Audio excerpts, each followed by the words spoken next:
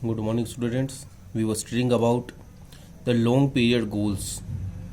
What we want to achieve in a long period. So, the goals, the objectives of long period for planning in India were first the GDP growth, which should go up, and the level of GDP should increase. Then the full employment. Full employment means the optimum use of the resources available in the country. Proper use, full use of all the resources available in the country. Then equitable distribution or equity. It means the resources which we have in the country. If we talk about the equitable distribution, it means a proper distribution, equal distribution to everyone. For that, what we can say that it would become meaningful exercise if the benefit of growth accrue to only a handful of people in a society. Note the following observation carefully. Growth serves virtually no purpose in society where rich tends to become richer and poor continues to struggle even for the essential of life. When we talk about the growth, when we talk about the GDP, when we talk about the development of the country, what we can say is that the development is beneficial only when the profit, the resource of the country are equally distributed within the society.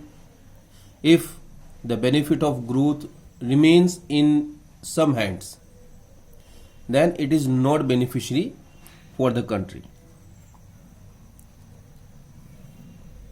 Generally, what happens that growth serves virtually no purpose in a society where rich tends to become richer and the poor continues to struggle even for the essentials of life. And this is the reality of most of the developed countries and most of the developing countries, that in the societies the country is growing and the benefit of growth is being taken over by only the rich section of the society. They are becoming more richer and the poor, they are struggling for their life. Then the benefit of growth must spread across all sections of the society so that the distribution of income becomes equitable. What should be done in this type of societies, that the benefit of growth should be spread to the all sections of the society.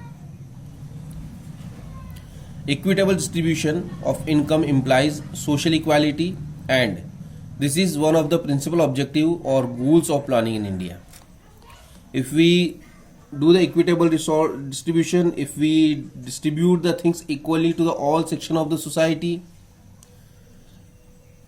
then it creates a sense of social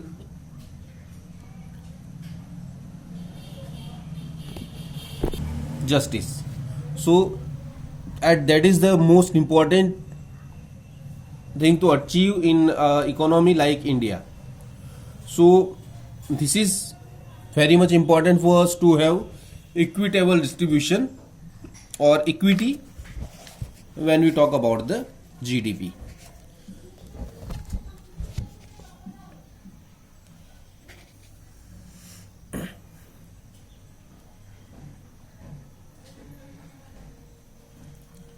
What generally happens in an economy, that just like if we talk about a doctor gets around rupees 50,000 when he perform a surgery that took at least maximum 1 hour. For that the doctor charges 50,000. On the other hand, a factory worker who is a factory official who is working in a factory for 8 hours per day gets 50,000 in a month. And if we talk about the laborers in the factory, They also work for 8 hours per day and they get 50,000 in 2-3 months. So this is a very large difference between the people in the income of the people, and this hurts the equity to a large extent. So this should not be there in an economy. Everyone should get that much amount which is sufficient for their livelihood, and the resources of the country should be distributed equally. It should not happen that someone is getting more than what he serves, and there are some people who get less than what they serve. Now the next long period goal is the modernization, because we were a backward society, we are a backward economy, so we need to get modernized. So that is also a long term goal which do not change with the 5-year plans. What do we understand by the modernization? It refers to updation and adaptation of modern technology in the process of growth. What does it mean? It means the adaptation of modern technology. As noted earlier, output can be increased either by increasing the pool of resources or by using innovative techniques. We know that we can increase output by two ways. Either we increase the resources, just like if we are a farmer, we are producing crops at our home farm. What we can do to increase our production? We can take two steps. First, we can purchase a new farm, more and more land. It means we can increase our resource. Secondly, what we can do, if we are working with hands, if we are working with more laborers, what we can do, we can use machines. Instead of the traditional seeds, we can use HYV seeds. All these things help in increasing production. So if either we can increase the resources, or we can use innovative technology, new technology. And as we know that this modern age is the age of science and innovation, day by day we have the new techniques in the market, in the society. So we should increase ourselves, we should modernize ourselves, and we should take the steps which are helpful for us to increase production. Because both the steps what we take, either we increase the resource or we use the innovative techniques. Now it is very difficult for us to increase the resource. If everyone in the country try to buy new lands, we will not be having enough land. And if I am getting the land, someone is there who is losing the land. So we cannot increase land. What we can do, we can transfer land to one hand to another, and that do not help much in increasing production. Because if someone is increasing its land, someone other is there who is losing the land, who is losing the production. So that will not affect much. But if everyone modernize himself, start using innovative techniques, then we can increase production for everyone. And for that, the government also took many steps. The most promising step was the Green Revolution, which was taken by the Indian government. Right now we have seen the IT revolution. By that we started the production through BPOs. We have given a lot of jobs to many people.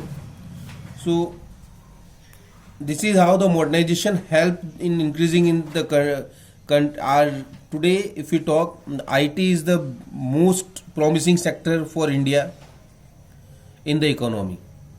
So this is the way how the new techniques, the modern techniques help us in increasing the GDP. Then the last and the most important long-term goal for us was self-sufficiency, because when we got freedom from British, we were a backward economy, we were in stagnant economy, and we were not producing that much food crops which we require for our daily use, for our purpose. We were importing food grains from other countries. We were producing that much which is sufficient only for the producer sectors, and the common people, they were not getting enough food item, so we import food items from foreign countries. Now this is the reason why it made a long-term goal that we should be self-sufficient, especially in the field of food grain. It means we should have the capacity that we can produce that much which is sufficient for us without help of any other country. And this was the high priority plan during the first 7 plans. And to complete this target, the government introduced the system of the Green Revolution to get food self-sufficiency in the field of food, and that was very much helpful for us. Why do we need to focus much on this? Because many times when you are not self-sufficient, especially in the field of food, you need to be dependent on other countries. The same thing happened with India. When India was in war with Pakistan in 1965, USA asked us to stop the war, but we don't want to stop the war, we want to go and we want to win the Pakistan. That time what USA done, they threatened us that if India did not stop the war, then we will stop the food supply to you.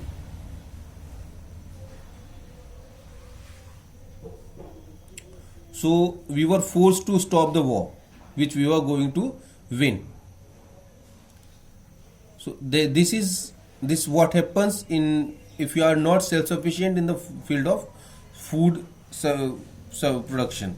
So we made it the long-term goal, and now we can say that we are completely self-sufficient. We do not need to look for any country for the production or the supply of food grain. Else what we are doing, we are providing the food grains to other countries, so and they are surviving with the food produced by our country. These were the long-term goals. Now we'll move to the short-term goals. There are some goals. These are the plan-specific goals. It means these goals are taken there only for the 5 years. In 5 years, we assess that how much is achieved during this 5 year, and if you want to continue it, we continue. If you want to stop it and look for the new targets, then we go for the new goals, new objectives or new targets. So what were the short period goals for different plans, we will study in the next video. Thank you.